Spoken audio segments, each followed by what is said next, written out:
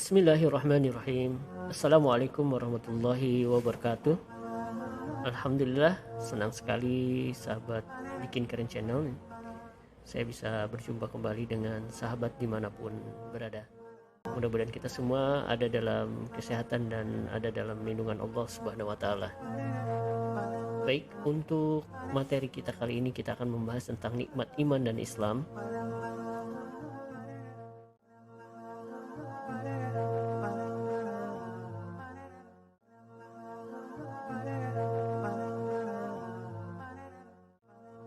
Alhamdulillah bahwa kita sudah Allah mudahkan untuk bertemu, untuk mencari ilmu. Mudah-mudahan kita bisa saling mengingatkan dan menguatkan di zaman fitnah ini. Di zaman fitnah ini bukan harta yang akan kehilangan, tapi keimanan, keyakinan kita, sehingga kita dibuat goyah, dibuat ragu-ragu terhadap iman ini. Maka untuk itu kita sama-sama menjaganya. Baik, untuk materi kita kali ini diawali dengan kisah Salman Al-Farisi. Sahabat sekalian, ada yang pernah mendengar nama Salman Al-Farisi? Mungkin ada di antara teman kita yang bernama Salman, atau mungkin temannya. Nah, yang dimaksud Salman Al-Farisi di sini adalah merupakan sahabat Rasulullah Muhammad SAW. Nah, kira-kira tahu nggak siapa lagi sahabat Rasulullah selain Salman? Ada Abu Bakar Siddiq, Umar bin Khattab, dan lain-lain. Diawali dengan kisah berita kenabian. Sebelum masuk Islam, Salman Al-Farisi beragama Nasrani. Lalu ia berguru kepada seorang pendeta di sebuah gereja. Pendeta tersebut sering menyampaikan kepada Salman tentang kabar akan munculnya nabi terakhir yang diutus Allah. Yang menjadi pertanyaan, dari mana si pendeta itu tahu? Tentu saja dari kitab suci yang ia baca dan kaji, yaitu kitab Injil. Namun sayang, sekarang kita tidak akan menemukan lagi tulisan tersebut. Mengapa? Karena kitab tersebut telah diubah-ubah untuk mengingkari kenabian Nabi Muhammad SAW dan untuk mengingkari sebagian dari hukum-hukum Allah. Mereka mengurang-urangi dan menambah-nambahi kitab mereka dengan seenaknya. Maka sudah tidak ada kitab keasliannya. Nah, kembali lagi kepada kisah Salman. Pada akhirnya Salman terus mencari, mengembara menuju ke Mekah. Namun sayang sahabat-sahabat, begitu tiba di Mekah, ternyata orang yang dicari Salman, yaitu Nabi Muhammad, telah hijrah ke Yathrib, tepatnya di kota Madinah. Ya, udah jauh-jauh mengembara perjalanan, tapi gak ketemu. Nah, ternyata tidak goyah Salman ini. Jarak antara Mekah dan Madinah itu seperti Jakarta Semarang. Subhanallah, belum ada pesawat, belum ada kendaraan, atau belum ada mobil. Yang ada cuman binatang tunggangan. Tapi apakah Salman itu goyah? Tidak. Salman Al-Farisi terus melanjutkan pelajaran ke kota Madinah, melanjutkan perjalanan ke kota Madinah untuk bertemu sang Nabi. Setiba di Madinah, Salman kemudian melakukan pengamatan, melihat di mana Nabi, di mana yang bernama Nabi Muhammad. Salman tidak langsung percaya, ingin mengujinya, apakah sesuai dengan kitab yang dibacanya. Nabi itu memiliki dua ciri.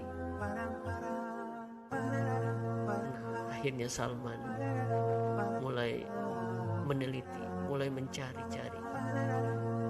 Ciri yang pertama, Nabi itu tidak menerima sedekah, tetapi menerima hadiah. Salman menyaksikan bahwa suatu hari Muhammad dikirimi semangkuk besar susu kambing oleh tetangganya. Tetangga tersebut berkata bahwa ini adalah sedekah. Kemudian Muhammad memanggil orang-orang miskin yang ada di dekat rumahnya untuk minum susu itu bersama-sama. Tapi Muhammad tidak ikut minum. Inilah ciri yang pertama. Nabi Muhammad tidak menerima sedekah. Masih penasaran, keesokan harinya ada seorang tetangga lagi yang mengirim semangkuk besar susu.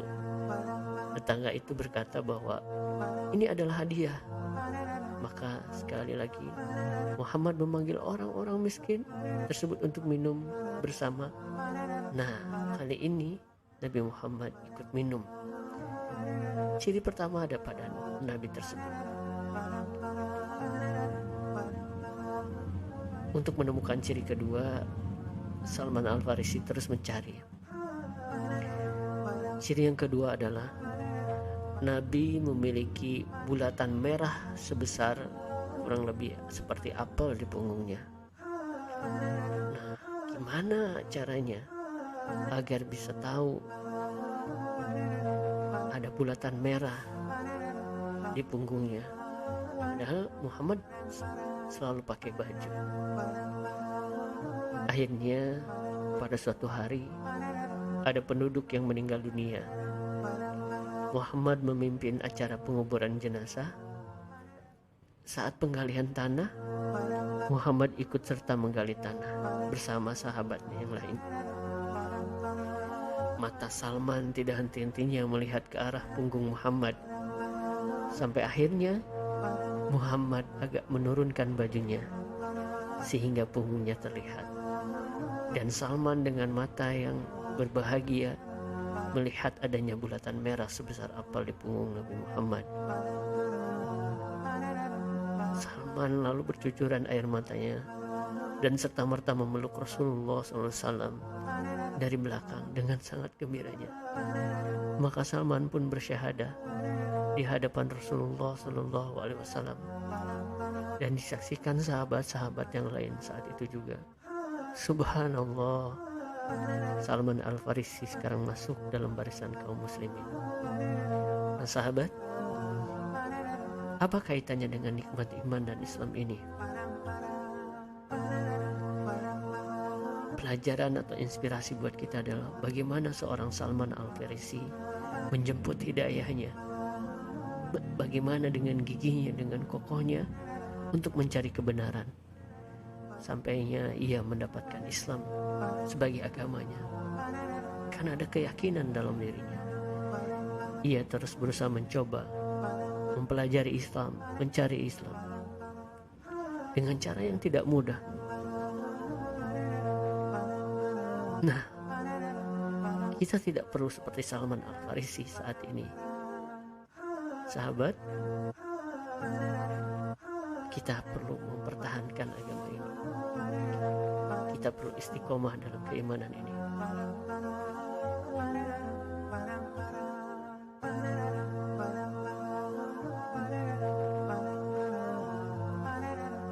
Di zaman fitnah ini, kita diuji agar tetap menjaga keimanan kita kepada Allah dan Rasul-Nya. Kita tidak akan pernah rela melepaskan keimanan kita, melepaskan keislaman kita. Karena hanya dengan bekal inilah kita dapat berjumpa dengan Allah Subhanahu wa Ta'ala dan mendapatkan ridhonya berupa kenikmatan surga yang abadi. Allah Subhanahu wa Ta'ala berfirman, dan orang-orang yang beriman dan mengerjakan amal yang soleh, mereka adalah penghuni surga. Mereka hidup kekal di dalamnya.